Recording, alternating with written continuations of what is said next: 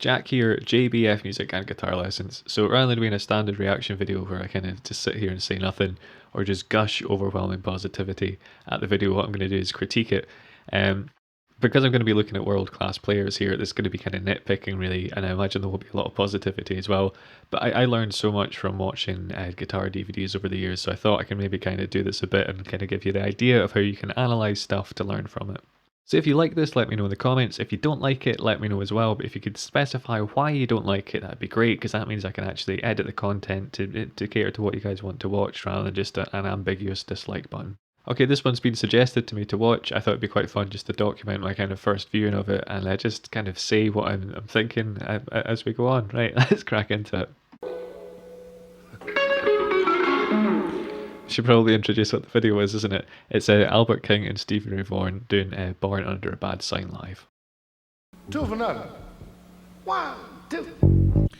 Right, so first off, I do like that they're sitting down. It does set the vibe. Born on a bad sign.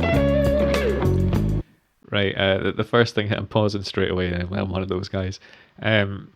There's the groove here. The drums and the bass are just laying it down. It's nice and chilled and laid back. I'm not even thinking about the guitars at this point. I heard that bass come in and I thought it was a nice full fat tone. The drums just quietly underneath it. Spot on. Right. Been down since I began to crawl. If it wasn't for bad luck, I would now no luck at all.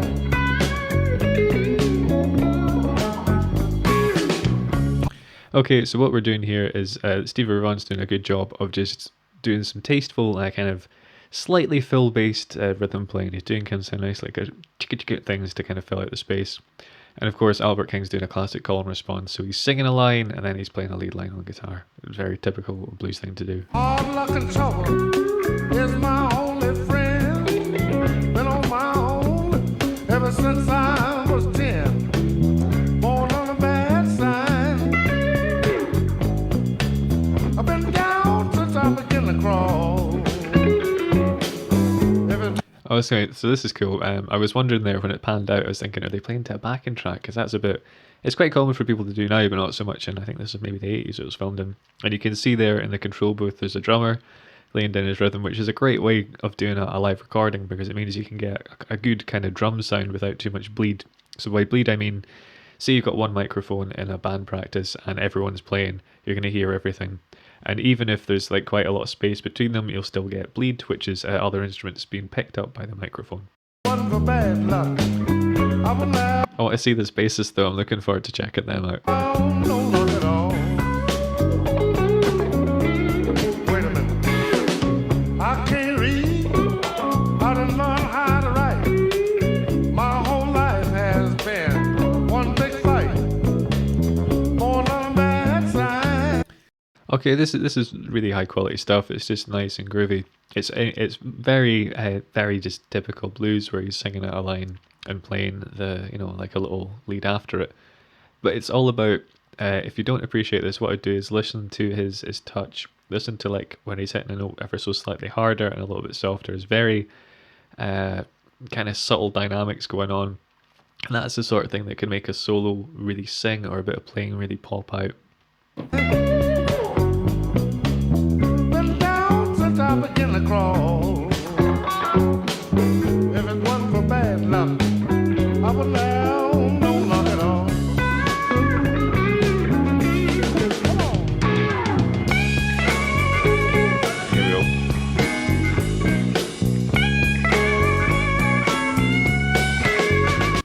Sorry to pause the solo, but there's the bassist. We see him now sitting down, locking into the groove. This guy's the glue holding it together. A lot of respect for this dude.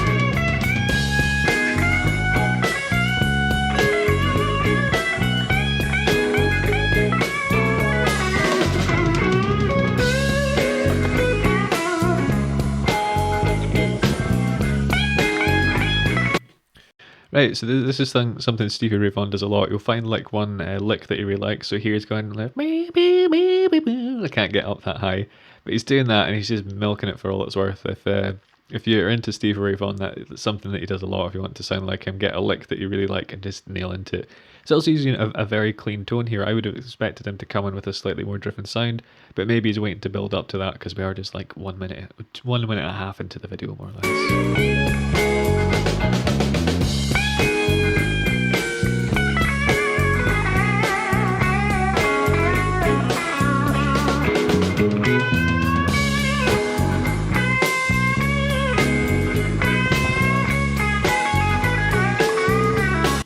Okay, so we panned out here and we can see an organ player, and I don't know if it's just my bad ears, but I can't really hear this popping up in the song. I'll keep an ear out for it.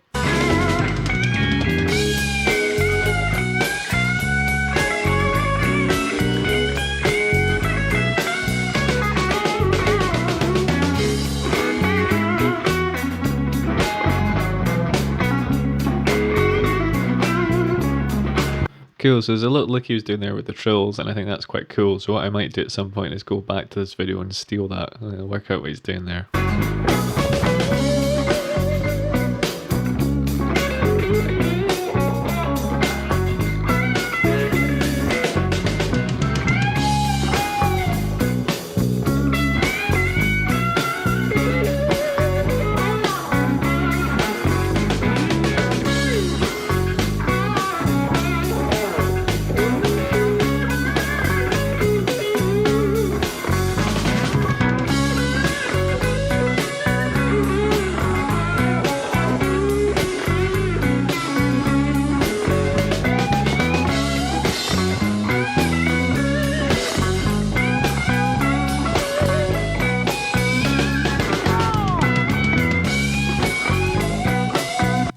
So props for the facial expressions here. Those were pretty good. Another thing that's worthwhile pointing out here, I think I did know this, but it's just come back to me here. His guitar is strung the opposite way around. So he's playing a right-handed guitar, left-handed, and what this means is with his bends, he's pulling them down. So when he started playing, I thought it sounded like he was maybe using like quite light gauge strings, because it sounded like he was maybe just overbending a tiny bit, which is quite typical for a blues thing to do, to add that kind of raunchy emotion. But I think it's because he's pulling down on the strings. So this is something you could do, is get kind of wider bends, because you have much more strength doing this than doing that, as I've said many times in past lessons.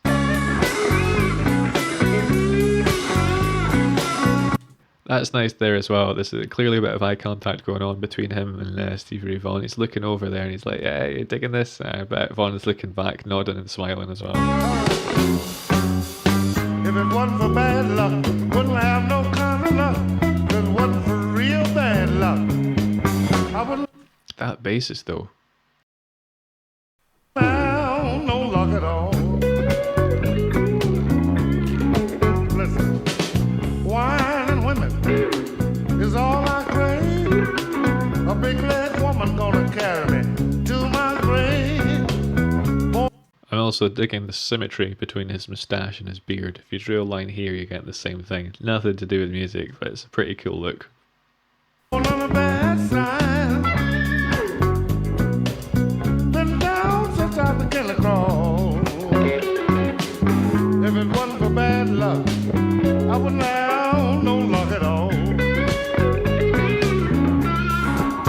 Well, I'm a bad luck boy.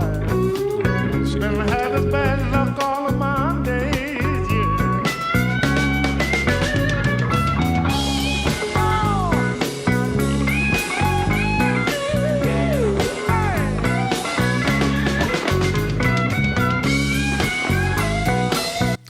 Right, so here what's really making it sing for me is his pick attack he's using. It sounds like he's digging in quite a bit and kind of angling the pick to get. It's not really a pinch harmonic, but it's almost in that ballpark. He's getting like a bit more kind of harmonic content over, like overtones over it, from just kind of hitting the string and sort of digging into it. Brilliant.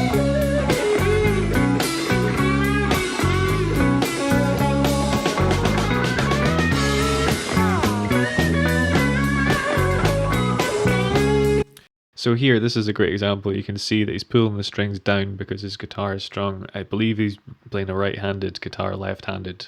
So it's strung like a right-handed one, but round the wrong way. And here you can see he's pulling the strings down. That's how he's getting these kind of big bends. So hopefully we'll get some really nice wide Zakk Wylde style vibrato at some point as well.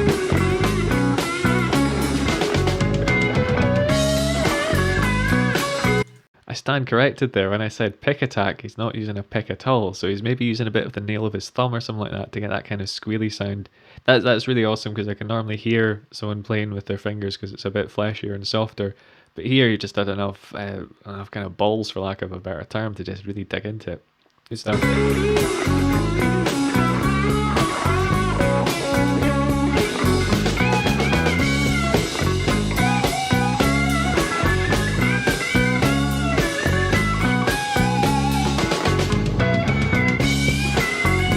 Cool. So the only things I'd really say is these are both great players, so there's not an awful lot of nitpicking to do here. It is a little bit kind of stock, but that's kind of what you get from blues. Blues is like a genre; it's generic on purpose. It's kind of like folk. It's folk music essentially, so you know what you're getting. And if they're whittling all over the place, it wouldn't suit the vibe at all. So I don't know if that really counts as a nitpick. The other thing, I mean, we're just under 3/4 of the way through it just now, and I would like to see some more trading between them. So like, maybe just a bar each or 2 bars each. I don't know if we'll get that, but that's something I would really like to see. I think that would get some really quite cool chemistry going on.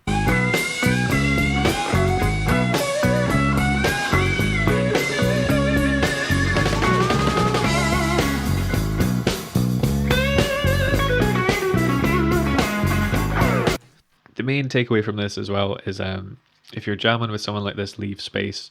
That's what these guys are doing. They're doing a little lick, and it's really similar to when he's singing and doing the call and response, where he sings and then plays a guitar line. But instead of there being vocals there to fill up the kind of musical space, they're just leaving space, like literal space. Yep, so keep that in mind, leave space.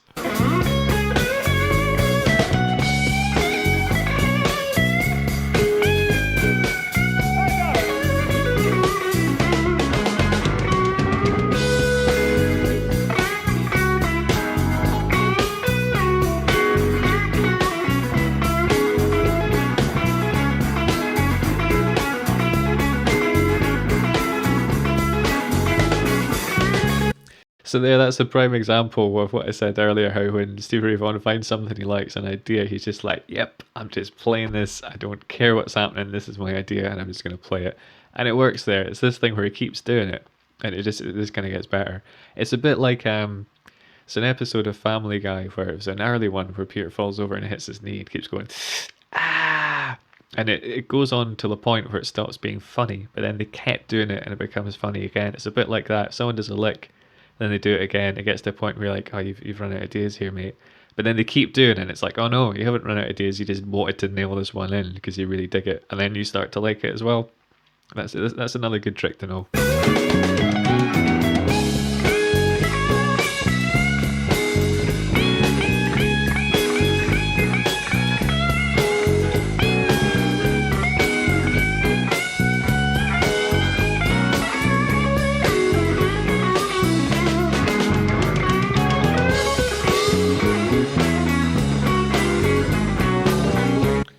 And total side note here, but Stevie Vaughan's got a really cool guitar strap going on there. That looks like that'd be really comfortable to play with. I imagine we do a very good job of distributing the weight, which is something to bear in mind if you're playing like really long gigs. I get, particularly if I'm playing a heavy guitar, if I'm playing bass, the strap does wear on me after I'm doing like 2-3 hours show or something like that.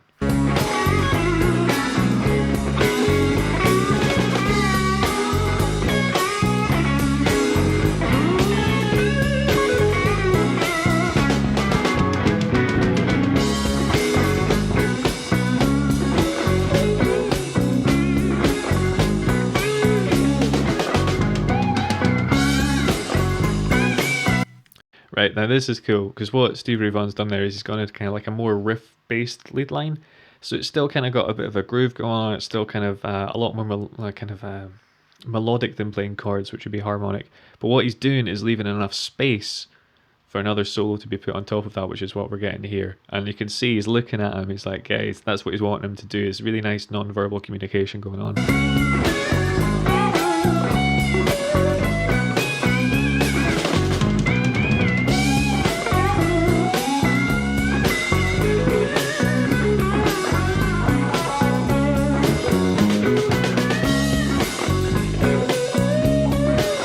Okay, so props to these guys. They're building the climax of the song really well here at this bit. I hate to pause it, but I don't want to just sit here and let it play. You can go and check out the video. I'll put the link down in the description of the comments. But they built it to a point where everyone's kind of going off here. Everyone's just enjoying it and they're having a good time. It's not too busy, so no one's standing on each other's toes, but it's busy enough that it feels a lot more, like a lot richer than it did in the beginning.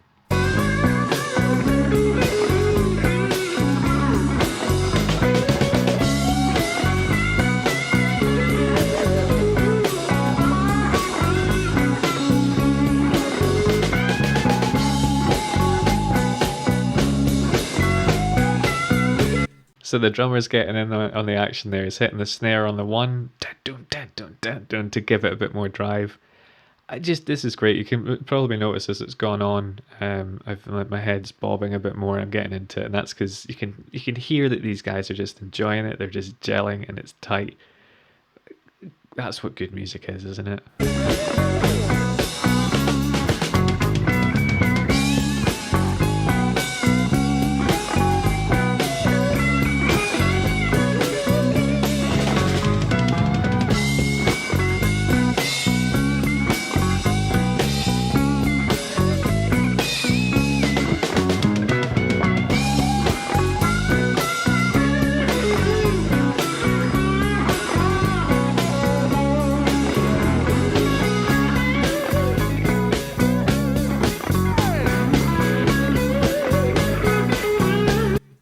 That rhythm section, like, there's something to be said. If the rhythm section is laying down a really good groove, it's just a joy to play over. And as someone who plays bass regularly, like I really love playing bass because it's a different instrument. You just lock in with the drummer and have a great time.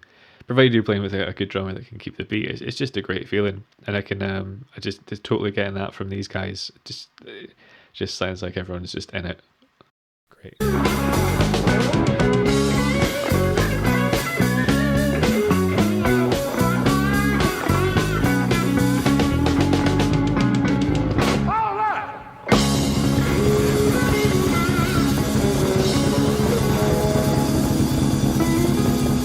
His cheeky smile at the end there. So what you might not notice there, maybe you did, is he put his hand up at the end.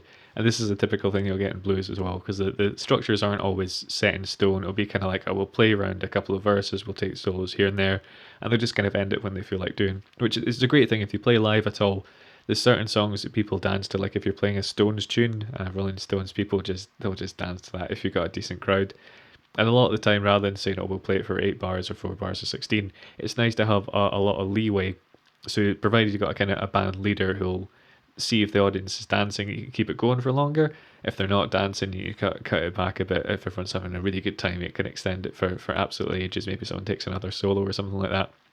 And that's kind of what he's done here. They've left themselves enough leeway so they can extend the ending as much as they want to, whatever feels right, for lack of a better term there. And that's why he's put his hand up. He's like, right, we're going into the ending now.